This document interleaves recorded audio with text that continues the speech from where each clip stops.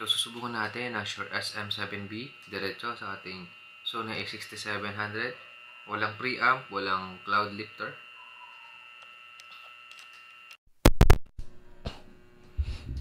So yun na guys, kumusta? Kumusta ang ating audio quality? Para maging maganda ang ating content or ang ating tinatawag na voice over sa ating paggawa ng ating video.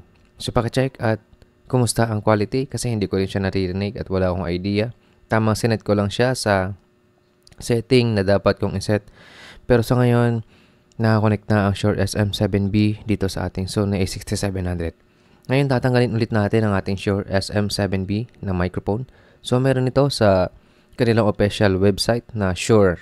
Kung naghanap pa ng ganitong mic, pumunta ka lang sa kanilang website, sa kanilang official website. So tatanggalin natin ang Shure SM7B sa ating Sony a6700.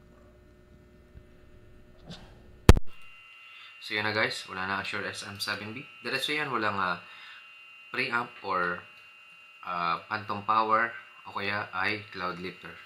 Pero magiging maganda ang quality ng mic na ito pag meron itong cloud lifter tsaka preamp or phantom power na tinatawag nila. So yun guys.